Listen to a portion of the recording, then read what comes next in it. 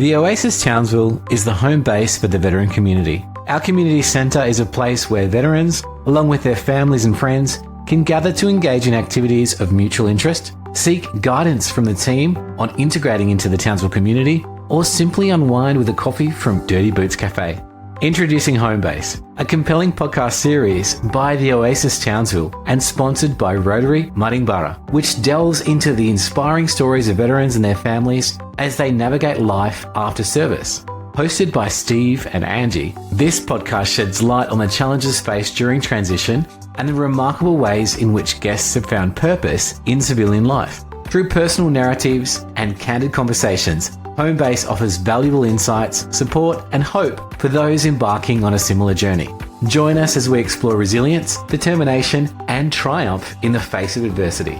Angie is the executive leader of the Oasis Townsville and commenced in April 2021.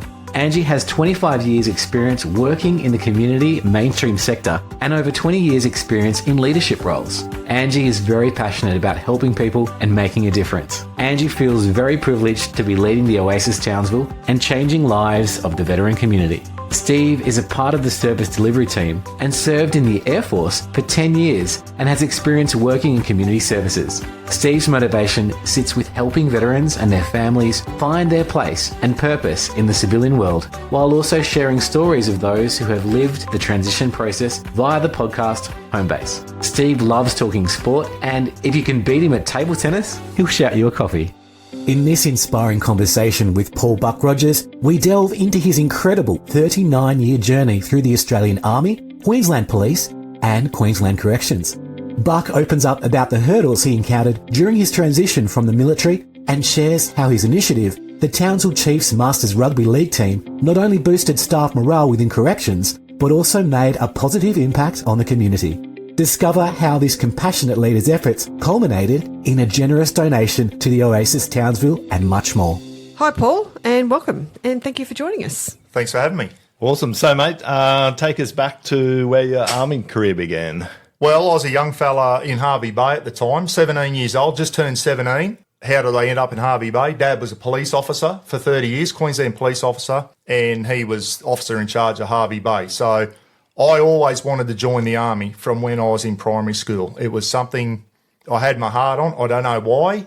That's always what I wanted to do, and that's what I did.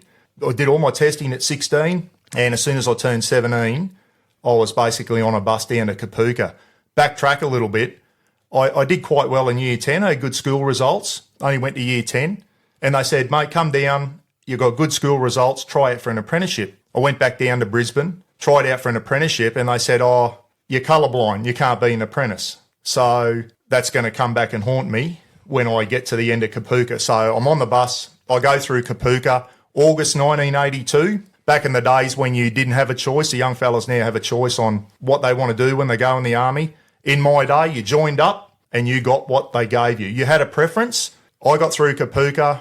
It's quite tough back in those days. It was an all-male environment. There were no mixed platoons or anything. It was just totally a male environment. There was rack school for the females and Kapooka was male only. So because I was colourblind, I could only go to 4 corps: catering, ordnance, signals and medical. Medical, there were no vacancies, so it cut it down to 3 corps only. I couldn't even go to infantry if you're colourblind. So I put catering, ordnance and SIGs, and I thought, I want to get some sort of trade behind me.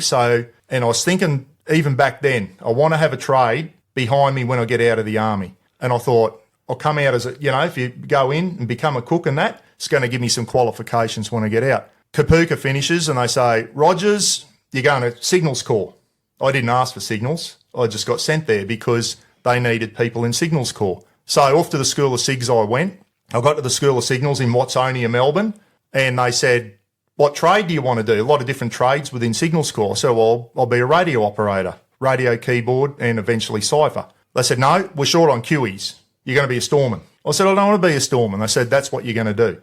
Long story short, I end up doing 20 years in the army as a storeman. Storeman Tech Gen, it was called back in those days. I think now they call it operator supply. It's not something I wanted to do. When I got into that job, I thoroughly enjoyed it. It was a great job.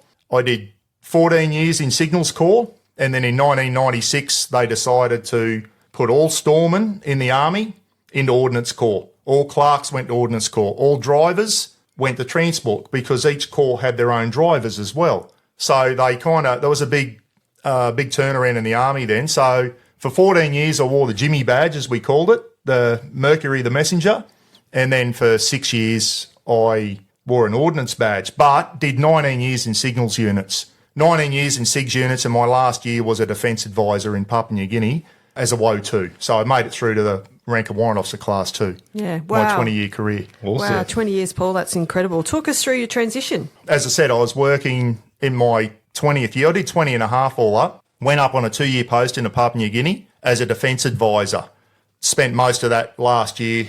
The PNGDF, Papua New Guinea Defence Force, it's not real good. And a lot of missing weapons, missing ammunition and that. I spent most of that year trying to track down missing weapons and trying to account for all their weapons and all that type of stuff. So it was a frustrating thing, and that's why I didn't end up doing 2 years. I got to the stage where I thought, I'm wasting my time up here.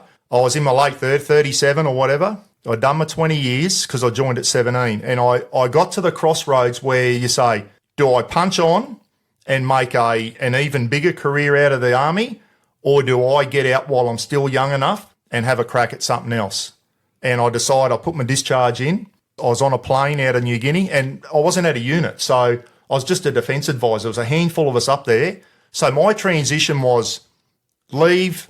I was in camouflage DPCUs one day, and the next day I was on a civilian plane out of Port Moresby, landed in Brisbane, and I was basically a civilian. So I had absolutely no transition out of the Army. And I was walking around Brisbane for 6 months going, what am I going to do with my life now? Like, I really didn't know. When I first got there, I did put my application in for Queensland Police, Federal Police, Protective Services, but for anyone who's getting out of the Army to go into one of those jobs, it doesn't happen overnight. It could be a 6 to a 9, maybe a 12-month waiting to transition into one of those government jobs, especially police and all that. It takes a long time to get in. I got accepted into Protective Services, which is a branch of Federal Police. Nothing happened. They said, you're in, mate, and then I never heard back from them. In the meantime, I'd done all my Queensland Police testing. Queensland Police called me up. I thought, I don't really want to be a copper. I wanted to go into Protective Services. So I rang Protective Services. I said, mate, nothing's coming up. We've got no positions. So I went into the Queensland Police in 2003, and I went through the North Queensland Police Academy here in Townsville. I went through the academy, did very well. I got Commissioner's Award for Best Recruit and also the Leadership Award, and I put that back into my Army training. Like, the Army totally set me up for the police. I didn't realise how well the Army would get me ready to be a police officer, not only through the academy, but out on the street as well. Being able to communicate with people, one of the biggest things as a police officer, being able to handle yourself physically, which happens regularly. They said, you're going to Innisfail. Once again, asked for Cairns, didn't get it, you're going to Innisfail. Yet again, you go where they tell you. So I went to Innisfail, and I did 6 years as a police officer. I still live in Innisfail now. I met a local girl up there in my first year as a cop. She's born and bred in Innisfail, and we're still together 20 years later type thing. So did 6 years as a police officer, not only in Innisfail. I went up and did some Aboriginal communities in Cape York, Arakoon and Hopevale, north of Cooktown. Arakoon was quite a violent community. I did a 6-month stint up there, and that was probably the most dangerous thing I've done in my life, was being a police officer up there. It was pretty hairy at times. So backtrack to the Army. I did some operational service. I was lucky enough to get posted to the SAS regiment for 4 years as a black hat. Any Army guys out there will know I wasn't SAS qualified. I was posted to the unit as the SQMS of the Signal Squadron, and I actually deployed East Timor with Interfet in 1999 and 2000 with the regiment. So that was a great posting when I was in the Army. 6 years came up as a cop. I just short of 6 years, and the paperwork for those guys wanting to join the police, the paperwork's horrendous. It is horrendous, and it's getting worse by the day. I still got mates in there. They said it's not getting any better. I did 6 years as a police officer. Me and the missus had a cafe together for 2.5 years, which was hard work, interesting, something totally different.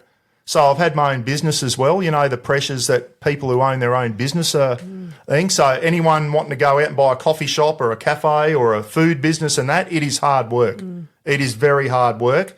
A lot of money comes in one hand and it all goes out the other hand. And at the end of the day, you think is that all that's left over type thing? And I'm sure it's not getting any easier now. I then had a mate in Queensland Corrections, and he said, what have you thought about joining corrections? Being an ex-cop, you could go to corrections, they'd snap you up. And they did. I applied for corrections, did the interview, went through all the physical testing and that again, got accepted as a custodial correctional officer and worked out of Townsville Correctional Centre. And I worked at the male prison for 13 years as a prison screw is the term that everyone knows us as. It's not prison guard. We're actually correctional officers. We're not guards. We're correctional officers. And once again, my army training and my police training held me in good stead to be a correctional officer. And for anyone thinking of being a correctional officer, it takes a certain type of person to be able to do that job. So a lot of people start and not last long in that job. It is a very unpleasant job. You've got to rely heavily on the people you work with. And some of the stuff you see behind the wire is stuff that a normal person should not be exposed to. There's some pretty horrendous stuff happens behind the wire. Self-harming, dealing with the worst society's got to throw at you. It's not a pleasant job, but you can make a go of it. I made a go of it for 13 years.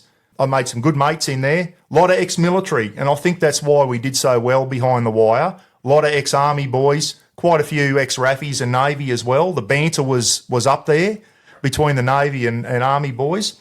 But that's what got us through, I think, having probably close to 50% ex-military.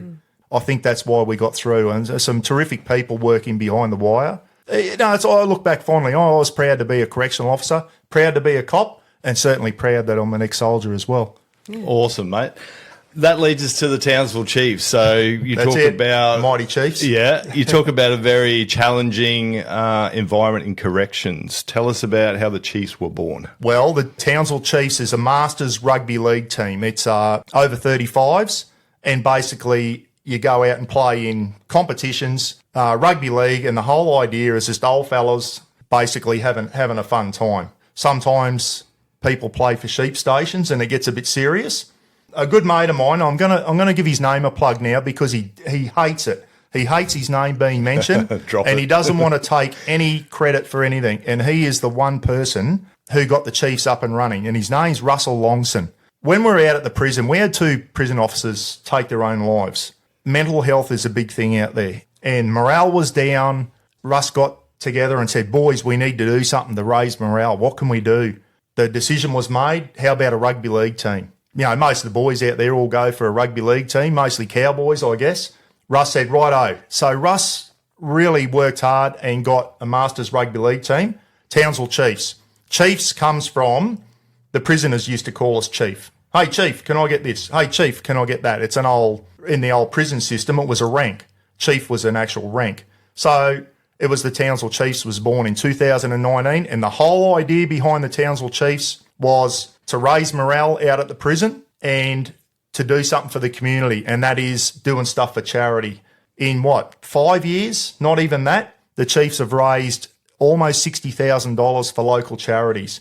Hope in a Suitcase, the Townsville Hospital, the paediatric ward there for the children. The last couple of years, you see the Townsville Chiefs in the Townsville Bully newspaper. The Chiefs are there giving the kids toys at Christmas time and all that type of stuff. And it wasn't just a group of blokes getting together. It was the wives, the families, the girlfriends. Everyone got involved, and it was like a big community within the prison system. And it was really good. It was great to see, and it's going strong. And I was the inaugural captain of the Chiefs. I led the boys out at the Queensland Country Bank Stadium one day as a warm-up game for the Cowboys. A fantastic feeling running out into that brand new stadium. It was special. It really was.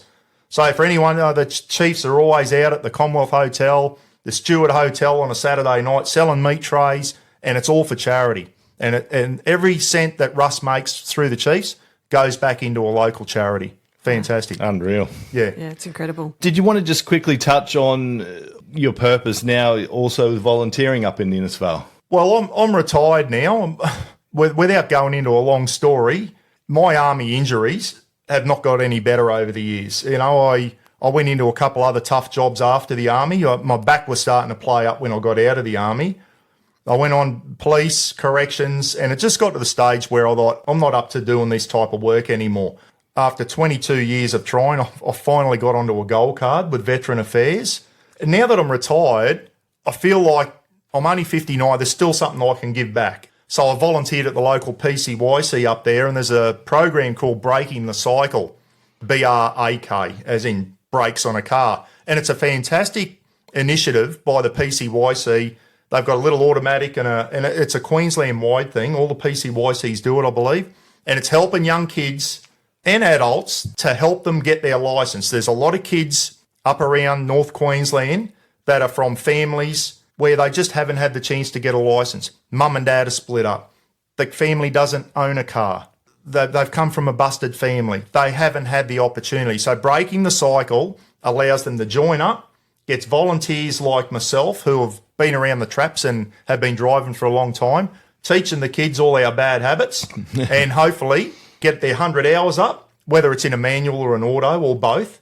And then we take them to the Department of Transport once their 100 hours are up and we see the kids get their licence. And only last week I did a warm-up drive, Department of Transport, all 3 of them got their licence in 1 week. So it gives me a buzz too, passing on my skills and seeing the young kids get their licence, because that's the next step to their career. Yes, yeah. You know, a lot of them, they're not going to get a job and move on in life until they got their licence. And this program, Breaking the Cycle, is just a great initiative. It really is. Yeah, wow. Awesome. What an incredible journey. Yeah. We're asking all our guests this question. What would you tell your younger self? Or I tell you now, and I don't know what it's like in the army now, I'd be smarter with my money. Yes. I'd be smarter with my money. I'd be a lot smarter with alcohol.